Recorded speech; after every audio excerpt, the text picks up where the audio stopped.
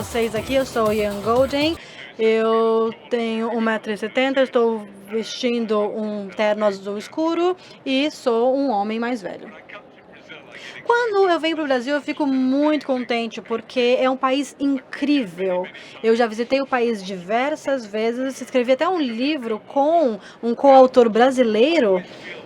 E eu sempre sinto essa energia que vocês têm e estou sentindo isso outra vez aqui. Acredito que estamos agora, na verdade, num momento extraordinário da história humana, onde temos muitas oportunidades, mas sabemos também que há temores à frente.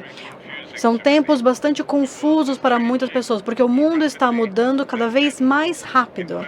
Na verdade, hoje é o dia mais lento do resto das suas vidas. Então relaxa, aproveita, porque as mudanças vão acelerar cada vez mais daqui para frente, porque cada vez mais pessoas em mais lugares estão se conectando. Há mais gênios no mundo agora inventando mais coisas, as pessoas se unindo para construir, então, uma genialidade coletiva para justamente mudar as coisas ainda mais rápido. E nem todos nos sentimos confortáveis com a mudança, e vemos reações a isso, seja em sentimentos populistas, ou outras pessoas que tentam barrar as mudanças, mas barrá-las é impossível. O que temos que fazer, como muitos brasileiros sabem, é aprender a surfar as ondas, ou seja, acelerar como nos adaptamos a elas, como a agilidade que demonstramos. Os mercados de capital têm um papel crucial nisso, e eu fico muito feliz de ter sido convidado pela Ambima para falar sobre eventos geopolíticos com vocês. A missão da Ambima, que é autorregular o setor financeiro, informar, educar e representar o setor financeiro, é essencial. Todas essas dimensões são extremamente importantes. Todas elas também se tornaram ainda mais importantes, dado justamente essa aceleração nas mudanças dos instrumentos financeiros e como nós precisamos conseguir acompanhar as mudanças, até antecipar o que vem à frente, temos que também ser capazes de mudar nós mesmos e nos autorregular da maneira correta. Claro que isso não substitui a regulamentação governamental, mas a complementa. As duas são extremamente importantes. Quando eu penso sobre os desenvolvimentos geopolíticos recentes, penso sobre muitas pessoas que dizem que a globalização acabou. Ela não acabou. Na verdade, em muitos aspectos, eu diria que a globalização está acelerada agora. Sim, é verdade que o comércio, na sua parcela no PIB, tem caído em alguns países, mas não no Brasil, por exemplo. Não na Ásia também. Eu acabei de voltar de Singapura, que fica justamente no meio de uma região vibrante, onde o comércio está cada vez mais acelerado. E à medida que os países se tornam mais ricos, uma parcela maior da atividade econômica entra, então, no setor de serviços. 25 mil dólares per capita nos Estados Unidos, por exemplo, ou seja, mostrando que as pessoas consomem, na verdade, coisas psicológicas, não necessariamente materiais. Então, você pode ver quantos sapatos as pessoas têm, casas, geladeiras e outros itens e produtos físicos, quanta comida eles consomem.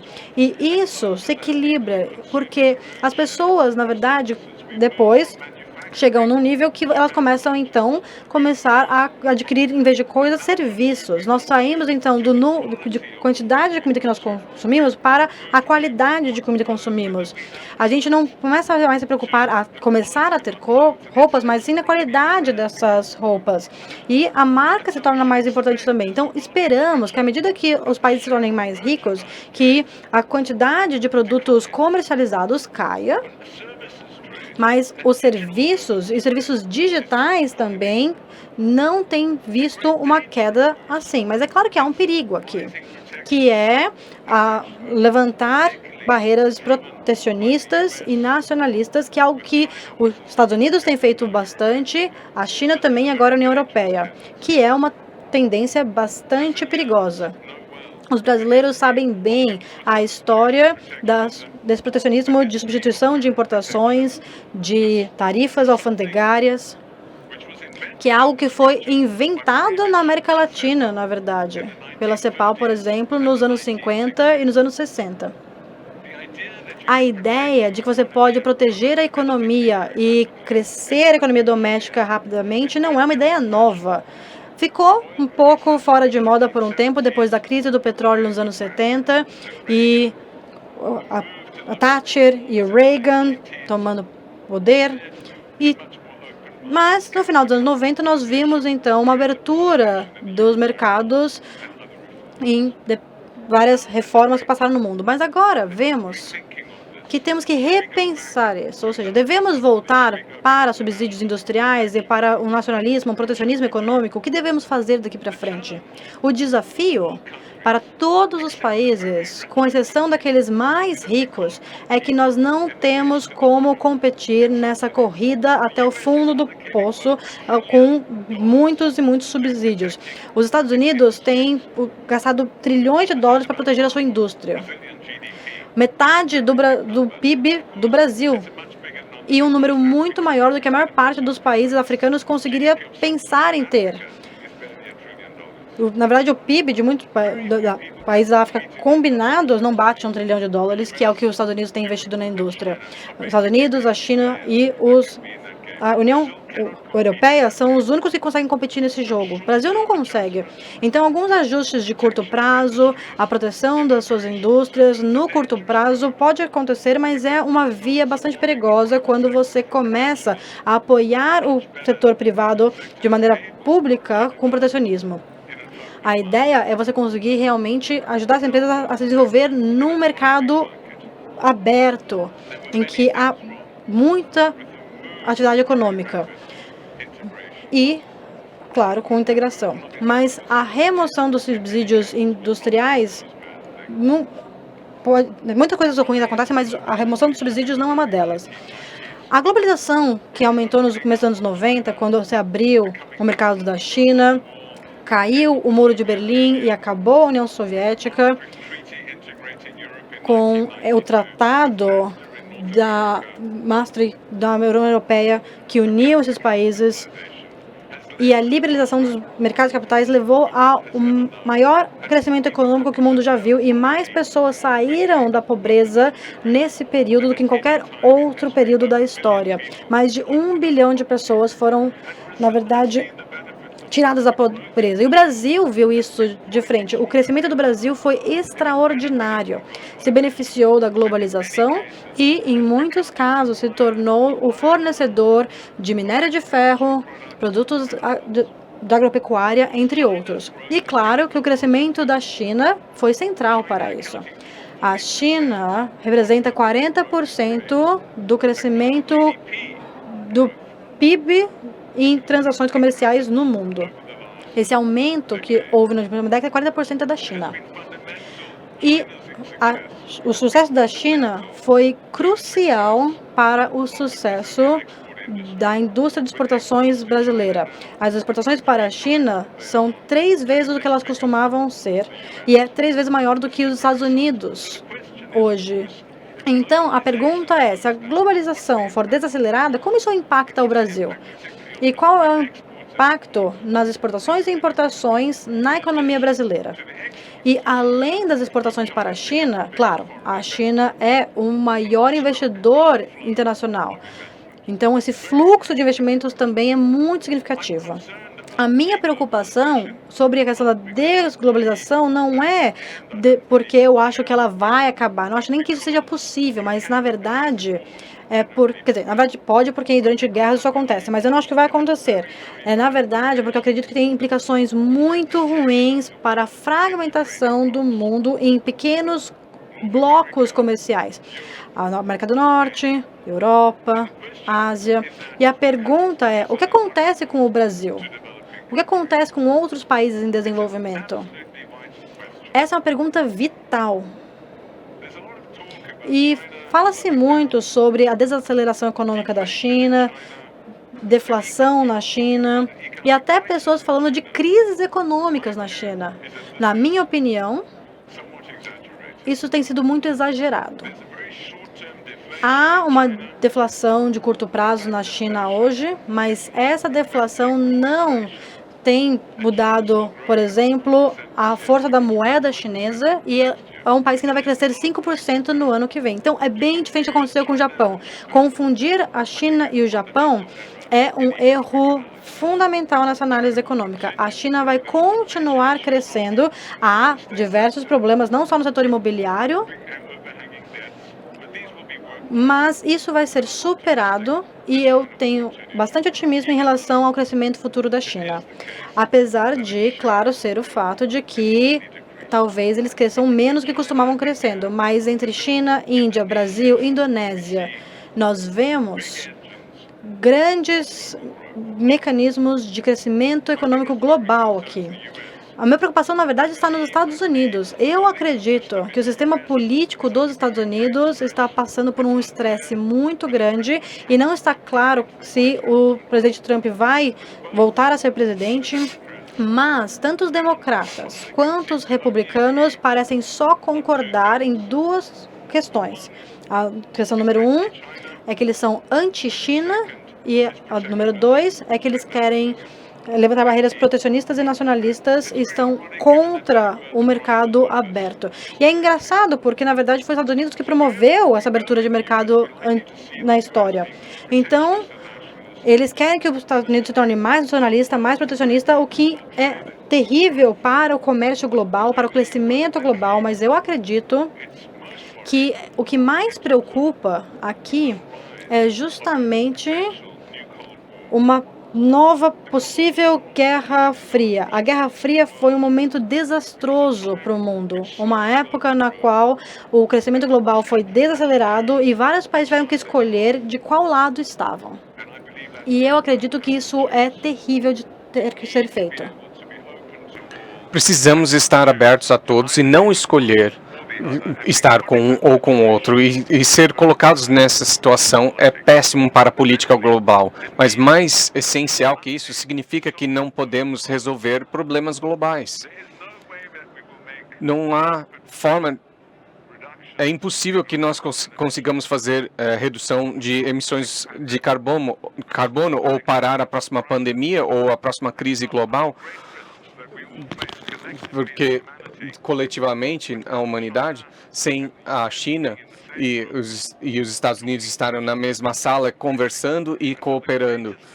Então, o maior perigo nas tensões aumentando entre os dois países é que outros riscos que eu falei, o defeito do borboleta da globalização, que quando o efeito borboleta foi inventado pelo físico Lorenz, observando que quando a borboleta bate as asas na Amazônia, que você vê um tornado no Texas, então o efeito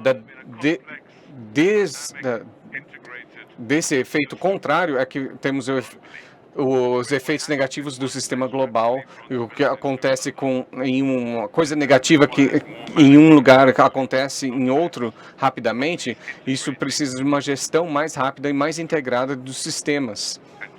E a China e os Estados Unidos estão no centro dessa integração e precisam cooperar se vamos resolver e gerenciar a globalização mundial, que precisamos fazer de forma mais eficaz urgentemente. Precisamos parar a próxima pandemia e diminuir as mudanças climáticas. Então, os maiores desafios geopolíticos são entre Estados Unidos e a China, e a Europa também está tendo um problema e o Brasil talvez tenha que escolher também. O Brasil está bem posicionado para tirar vantagem das tendências em a demanda global por alimentos, por minério de ferro, por lítio e outros produtos novos renováveis. Mas é claro que tem esse dilema do que fazer como produtor de petróleo com reservas incríveis, enormes, que pode gerar renda para tirar o povo da pobreza e crescer a economia. E esse dilema precisa ser resolvido rapidamente, mas a minha esperança é de que não tire o Brasil dos comprometimentos que teve com o resto da comunidade para a preservação da Amazônia e o crescimento da economia, que é tão vital para o mundo todo. Esse bairro, que é um bairro volátil que está acontecendo na Argentina e o que vai acontecer nas eleições de outubro, é de interesse para o mundo todo, mas certamente é importantíssimo para o Brasil e os países vizinhos. Antes de eu ir para Oxford, era diretor da política e presidente do Banco Mundial, e das minhas funções era de estar no comitê da crise da Argentina de 2001 e 2002, e a Argentina viu crises terríveis antes, e meu medo é que não está aprendendo com a história, não está aprendendo dos erros que cometeu historicamente. E as ideias que estão sendo propostas, não principalmente por esse radical libertário, que vai resolver as questões a curto prazo. Mas, claro, tem outros países na região que também são preocupações. E a questão estratégica para o Brasil é como que ele cresce e como que ele garante que ele se beneficie da próxima fase da globalização, não o fim da globalização, mas a transformação da globalização.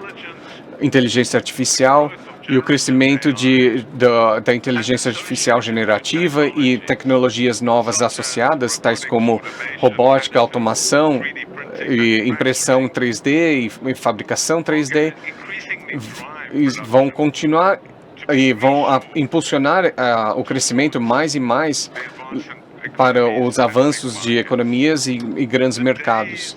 Os dias onde as fases intermediárias de trabalhos repetitivos na fabricação industrial, como fabricação automobilística ou de vestimentas, e serviços como call centers e back offices de serviços financeiros ou seguradoras, esses dias acabaram.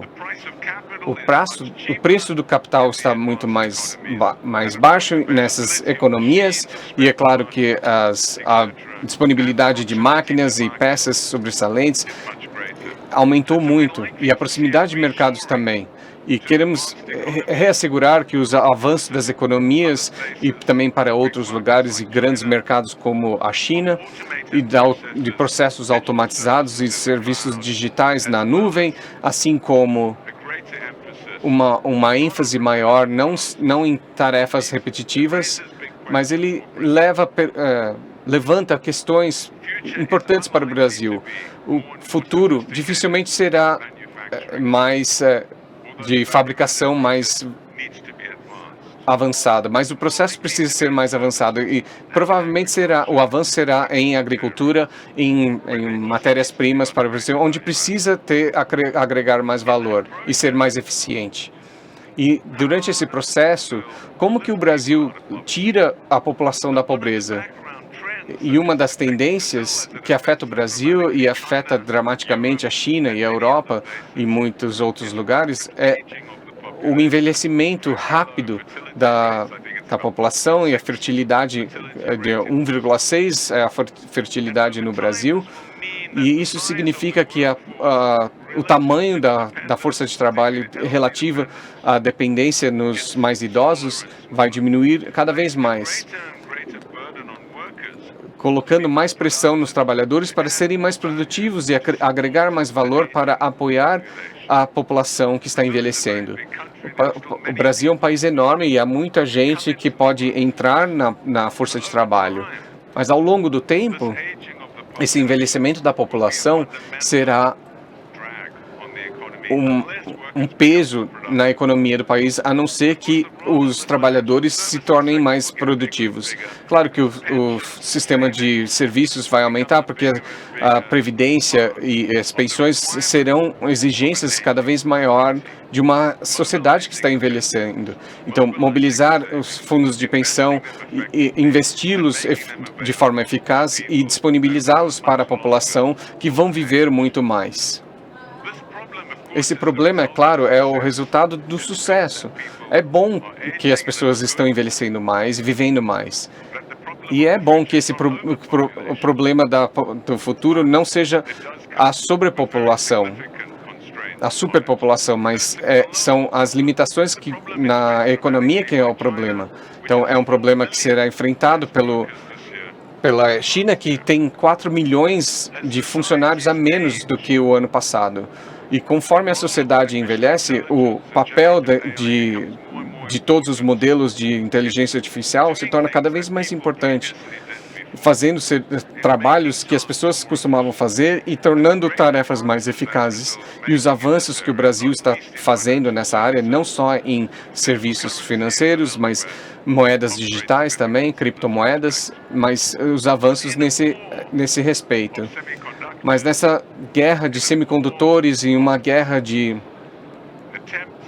tentativas dos Estados Unidos para restringir o crescimento da China em algumas áreas, o Brasil, assim como todos os outros países, são só observadores durante essa guerra.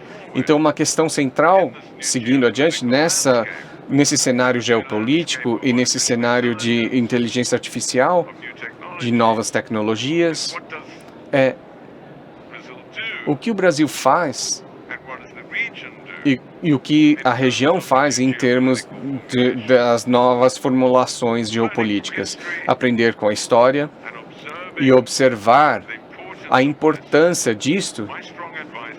Meu conselho seria de permanecer neutros, de comercializar com todos e se beneficiar de absorver as ideias e as pessoas desse país extremamente diverso, que tem a oportunidade incrível de ser uma economia de conhecimento, que é para o caminho que o mundo está seguindo.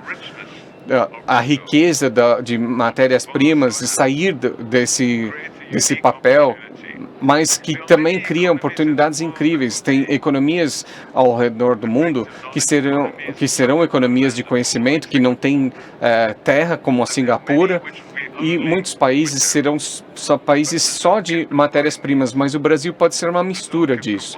Combinar isso e tornar a agricultura e a extração de matérias-primas através de novas tecnologias de forma muito mais eficaz e, claro, as biociências e outras indústrias relacionadas que podem se beneficiar disso.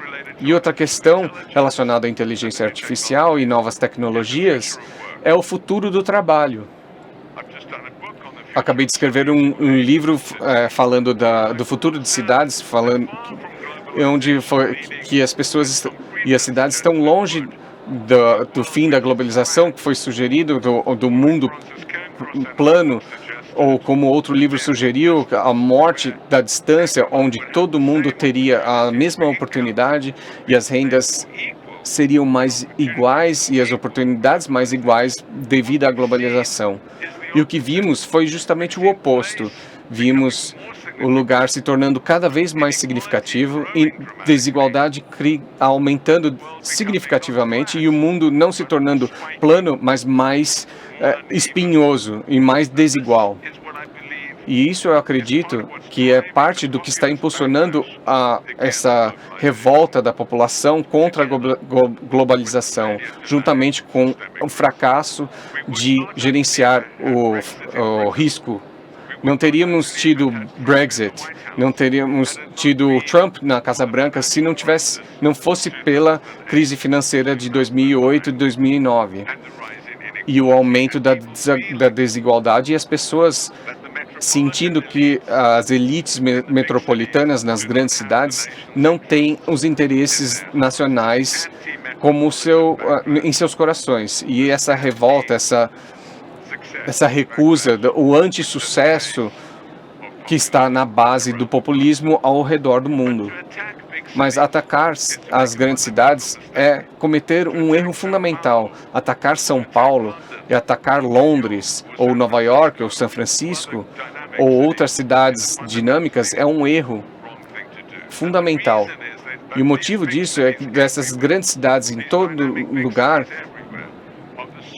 que são a fonte do crescimento, são a fonte do progresso, de mudanças sociais e investimentos no futuro. Eles são as galinhas do ovo de ouro. E se você mata essas cidades, você mata a sua economia. Se você desacelera o crescimento dessas cidades, você desacelera o crescimento da sua economia como um todo. Então precisamos pensar em como fazer as cidades dinâmicas ficarem ainda mais dinâmicas e ainda assim lidar com uma questão que é real de nivelar e equilibrar e tornar e compartilhar esse dinamismo dessa cidade ao longo do resto da economia, como Londres, que é 40% do PIB e 60% do crescimento, e as cidades costais nos Estados Unidos, que seja Paris na França também, ou seja São Paulo. Como que a gente contribui e distribui mais esse crescimento ao redor do país? E claro, com seus programas sociais e investimentos em sistemas de transporte, com educação e moradia e sistema de saúde também. Então, um risco para as grandes cidades é o risco político.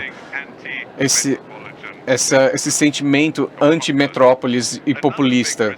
E outro risco que as cidades enfrentam são as mudanças climáticas, porque são selvas de pedra e ilhas de calor.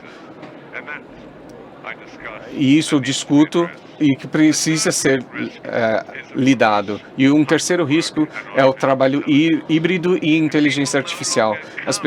Se as pessoas não vêm para o escritório trabalhar, eles destroem os ecossistemas que foram construídos ao seu redor, as pequenas empresas, os barbeiros, os baristas, os restaurantes, e todos os ecossistemas e, claro, o valor dos escritórios se as pessoas não vêm mais. E, claro, sistemas de transporte que dependem do deslocamento em massa também são mais, e como Londres está sofrendo e o metrô de Nova York, ou o metrô, sistema público de São Francisco também está sofrendo.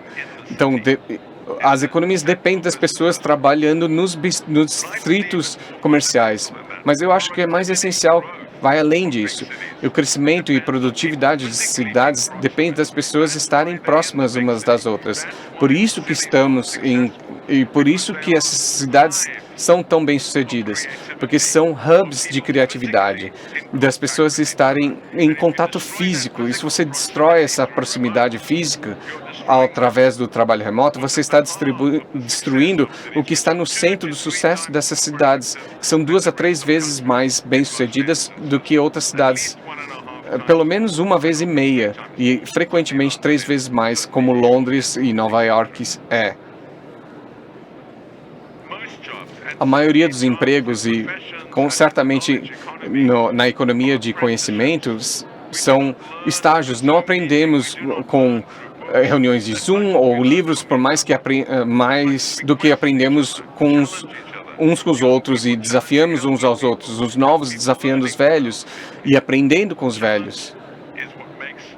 O desafios é o que torna as sociedades criativas, que nos ajuda a desenvolver mais rapidamente, e precisamos crescer rapidamente porque o mundo está mudando rapidamente. Isso exige uma informalidade e uma proximidade de que reuniões hierárquicas no Zoom não conseguem fornecer.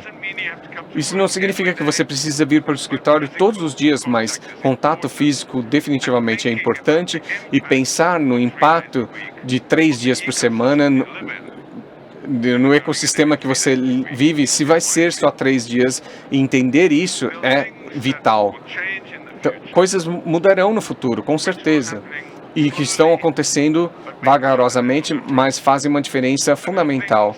E há coisas que estão acontecendo rapidamente. Então, quando olhamos para o futuro, o que precisamos todos fazer é aprender mais rapidamente. Quando o mundo muda rapidamente, nós precisamos conseguir refletir e absorver as ideias e aceitar e abraçar essas mudanças, pensando e engajando com outros e desafiando uns aos outros, e, claro, o propósito de um grande evento como o de hoje. A minha esperança é de que vocês tenham tirado do que eu falei alguns desafios do que vocês pensavam antes, confirmações de ideias que vocês já tinham e possam sair daqui alimentando o seu processo de aprendizado. E eu agradeço a Ambima por essa oportunidade e desejo a todos saúde e sucesso. Obrigado.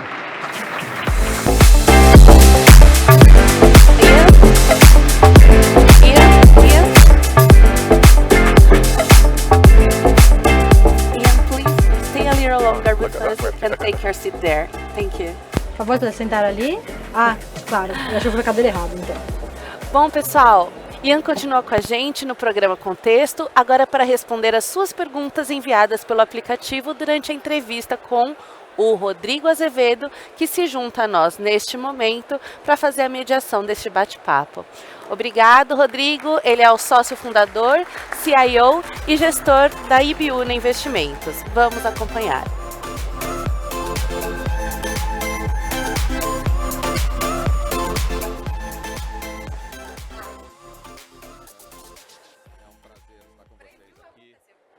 Obrigado, Ian, por uma excelente e insightful apresentação. Eu vou traduzir. Eu sou um homem branco de 1,72 m, estou de terno azul, camisa clara e, enfim.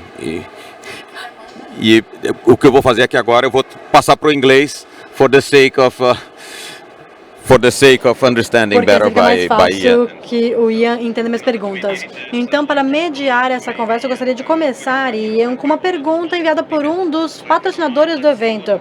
Então, vamos ver o que temos aqui hoje como pergunta.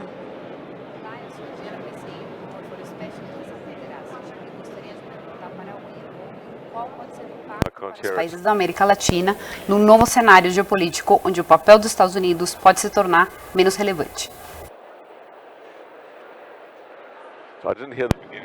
Bem, eu não vi o começo da pergunta. Olá, eu sou a Diana Bricenho, Portfolio Specialist da Santander Asset, e gostaria de perguntar para o Ian Goldin qual pode ser o impacto para os países da América Latina no novo cenário geopolítico onde o papel dos Estados Unidos pode se tornar menos relevante.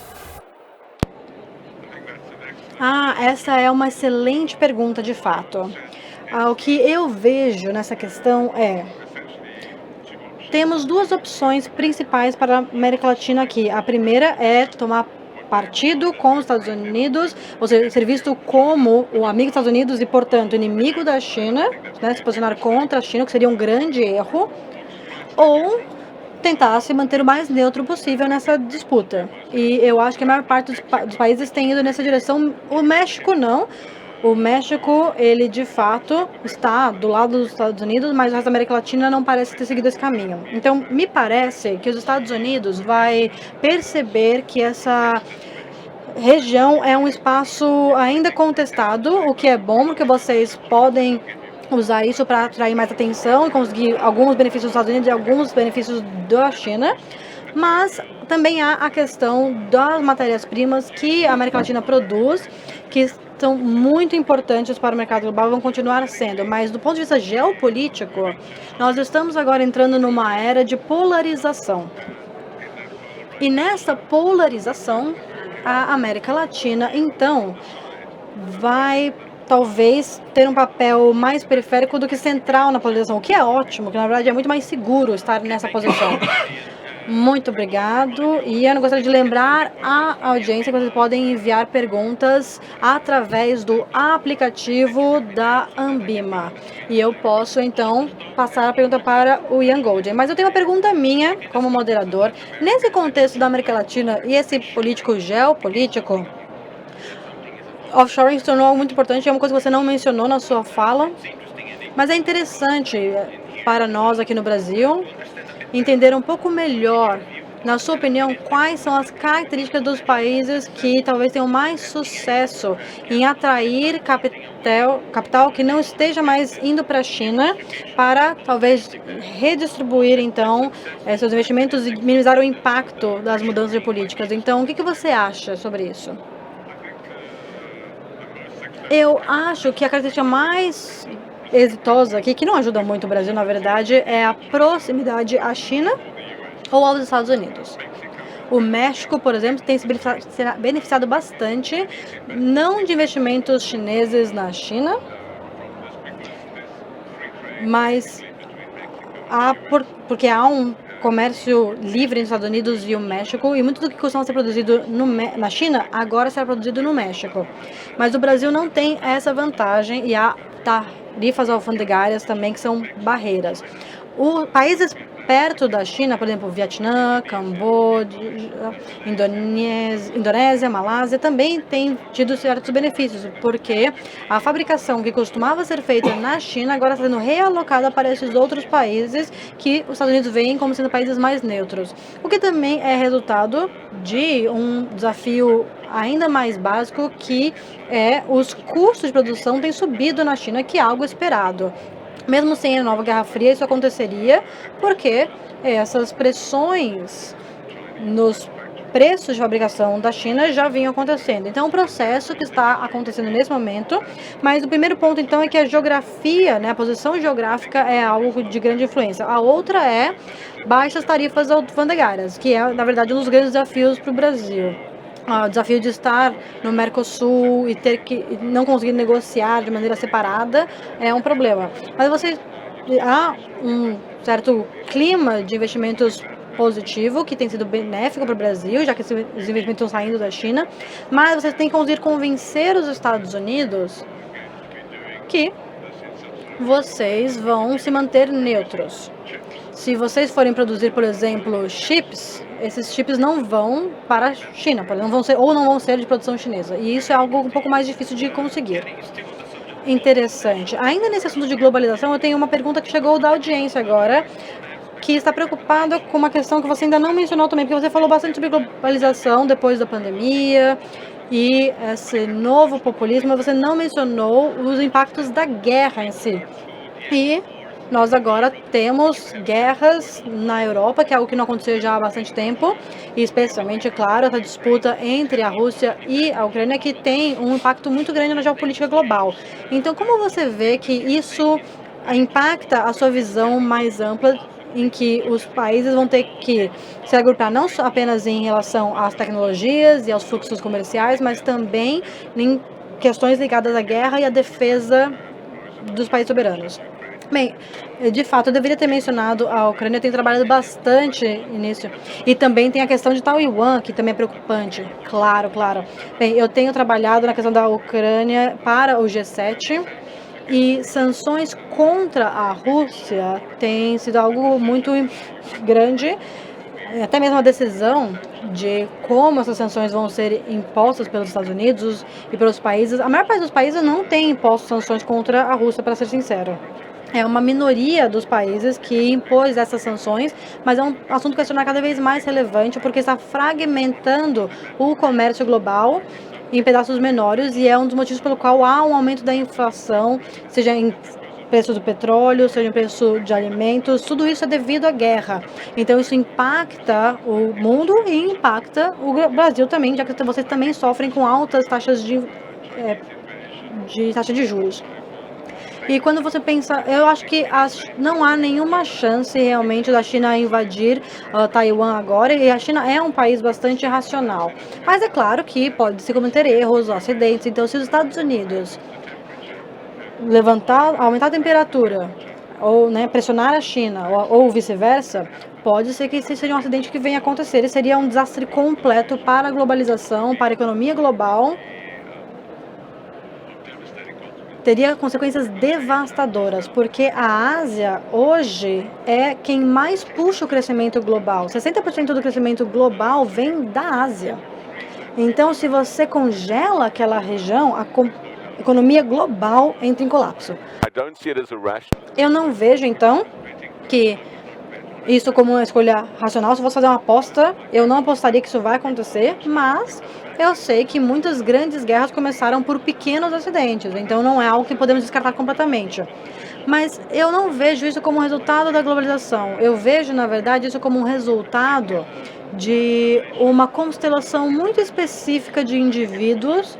Eu acho que se essas pessoas não estivessem envolvidas, nada ali aconteceria, mas sabemos que A China não se ajuda, mas os Estados Unidos também têm botado pressão. A única coisa que tem apoio dos dois partidos dos Estados Unidos é justamente esse sentimento anti-China e esse aumento com as tensões relacionadas à relação com Taiwan. Então, isso é algo bem grande nos Estados Unidos hoje. Eu tenho visto isso mesmo. Mudando um pouco de assunto, então, e falando sobre essa transição para uma economia mais sustentável e ecológica. Você mencionou rapidamente isso na sua fala, mas é interessante saber se você poderia explicar um pouco melhor essa questão, porque é algo muito importante para o Brasil. Ou seja, quais são os desafios de você equilibrar as suas ideias de longo prazo e a necessidade de curto prazo de continuar usando petróleo, por exemplo, e gás. O Brasil, ele é um player relevante na indústria do petróleo. Nós vamos nos tornar um dos maiores produtores nos próximos anos e a ideia é que vai haver menos demanda para isso, mas temos que investir bastante numa transição ecológica. E outro problema que eu gostaria de saber o que você acha é qual o papel do sistema financeiro aqui em financiando essa transição ecológica para acelerar a taxa, né, a velocidade dessa transformação. Olha, essa pergunta é bem difícil, na verdade, até porque eu acho que um político poderia responder isso melhor, mas a minha visão é que o aquecimento global é de fato uma ameaça a todos os países, incluindo o Brasil.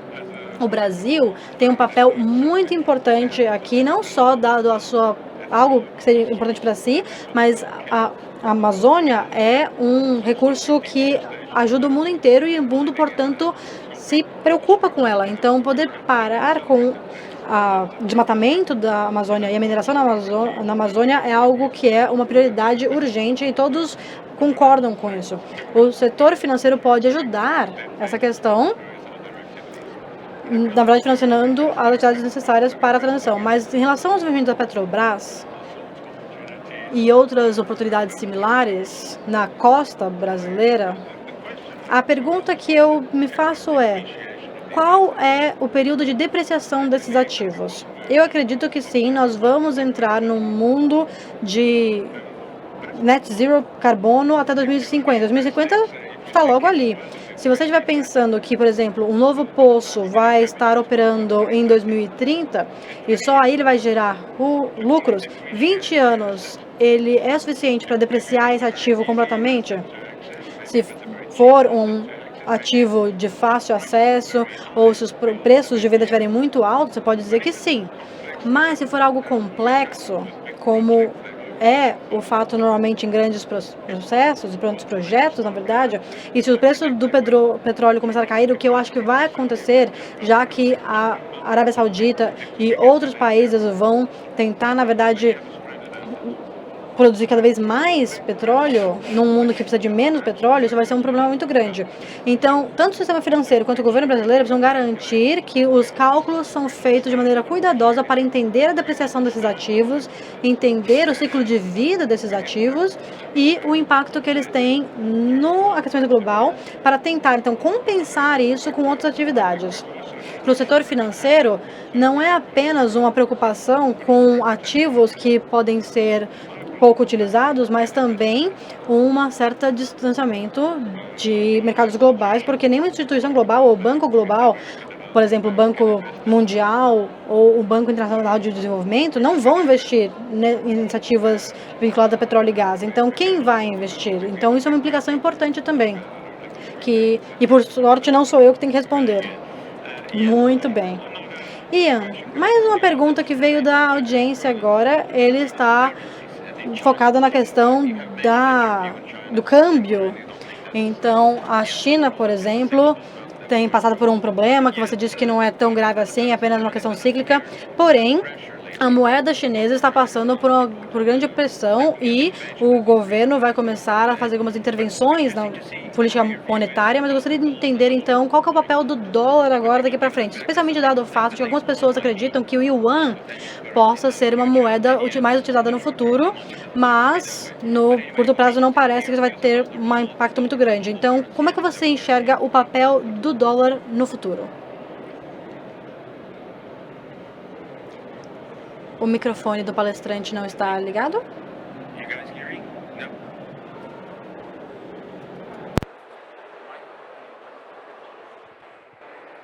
Bem, agora vocês me ouvem, certo? Os Estados Unidos, ele tem muita sorte de dominar a moeda tratada no mundo inteiro, então ele pode fazer políticas monetárias que impactam muitos países imediatamente. Mas a China tem a maior quantidade de reservas de dólar, mais de 1 trilhão em reservas. Então, na verdade, são países que estão muito atrelados, mas eu acredito que isso não é algo que vai mudar em breve, eu diria, não no curto prazo. Nós sabemos que há vários países, inclusive a BRICS, que estão tentando fazer uma moeda própria, que para mim é uma maluquice, isso aqui tem sido discutido. Mas apesar de todas as alternativas que têm sido sugeridas, nenhuma delas se mostrou viável. O euro é uma moeda estável e vai continuar sendo usado, apesar de alguns colegas meus tendo dito que era impossível, um pacto que existe entre a Europa do Norte e do Sul, mas nós vamos ver agora um aumento em bancos centrais usando outras moedas. Por exemplo, a Argentina agora tem feito reservas em moeda chinesa, o que pode ser um problema também, mas eu não vejo ainda que o dólar vai ser substituído. Ele vai continuar sendo tão importante quanto é ainda por bastante tempo. Bem, com isso chegamos ao final da nossa pergunta. Tem mais uma última pergunta do nosso público, que é: você vê o papel do Brasil sendo diferente no futuro? Você acha que ele pode ser um líder no sul global ou gerando um bloco aqui em países em desenvolvimento? Bem, o termo sul global ele tem várias nuances. Há muitos países no sul global que, na verdade, são países no norte hemisférico, por exemplo, a Índia, e outros que estão no hemisfério sul, por exemplo, a Austrália, que não são do sul global. Mas, explicando esse conceito, eu acho que os países em desenvolvimento, esse sul global, como é chamado, ele tem um papel histórico aqui que é muito maior do que ele tem desempenhado agora. Nós temos instituições como o FMI e o Banco Mundial, que eles, na verdade, têm uma subrepresentação da América Latina, porque eles foram, na verdade, formados durante a Guerra Fria, onde esses países tinham pouco impacto no PIB, mas há um papel que vocês podem ter agora. O Brasil, por exemplo, eu não sou grande fã do BRICS, porque eu acho que é um grupo de países que tem muito pouco em comum, mas vemos outros marcados em ascendência, por exemplo, a Indonésia, que com certeza tem muito mais em comum que o Brasil e não faz parte do BRICS. E eu acho que o Brasil tem sim um papel muito importante a desempenhar. Eu vim para o Brasil com o presidente Mandela quando eu era conselheiro financeiro para ele na África do Sul e falamos sobre isso já naquela época. Isso foi nos anos 90 ainda, e agora há uma oportunidade muito grande para repensar essa questão. E essa tensão atual entre os Estados Unidos e a China cria uma oportunidade para países como o Brasil para dizerem: vamos então tentar redesenhar o que temos. E é uma situação de ganha-ganha, porque a não ser que nós cooperemos, nós não vamos conseguir deixar para a próxima geração um mundo melhor do que o nosso. Com isso, muito obrigado, senhor Ian Goldin. Infelizmente, nós não temos tempo para mais perguntas, mas se você tiver alguma consideração final... Claro, é um prazer enorme estar aqui. As perguntas realmente foram muito relevantes. É um prazer estar aqui para debater elas com você. E eu espero poder voltar em breve para passar ainda mais tempo no Brasil. E eu espero a vocês um futuro muito promissor. Muito obrigado, Ian, e tenham um excelente dia.